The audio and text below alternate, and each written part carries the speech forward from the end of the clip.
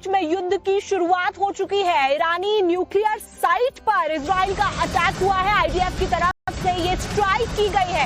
एक दूसरे युद्ध की शुरुआत विश्व में देखने को मिल रही है। इजरायली डिफेंस फोर्सेस के द्वारा ये स्ट्राइक की गई है और सबसे बड़ी महत्वपूर्ण बात यह है कि न्यूक्लियर साइट को यहाँ पर टारगेट किया गया है। इसके बाद में इजराइल के द्वारा जो अटैक किया गया है, ईरान भी इसके ऊपर रिटेलिएट जरूर करने वाला है। यानी कि स्थिति फिलहाल दोनों देशों के बीच में तनावपूर्ण बनी हुई है। आगे और भी ज्यादा हमले होते हुए नजर आने वाले हैं। तो ऐसे में इजरायली प्रधानमंत्री बेंजामिन नेतन्याहू की तरफ से एक जानकारी दी गई, बयान आया। उन्होंने कहा है कि हमारी लड़ाई ईरान के नेतृत्व से, दोनों देशों के बीच में पहले से ही जो संबंध है, जो तनाव है, वो देखने को मिल रहा है। संबंध ठीक नहीं चल रहे। सबके बीच में हमारी लड़ाई ईरानी नेतृत्व से, इजरायली पीएम बेंजामिन नेतन्याहू के द्वारा ये बयान दे दिया गया है।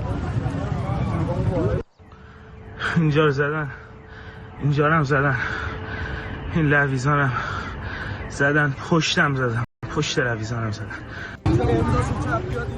और इजराइल और ईरान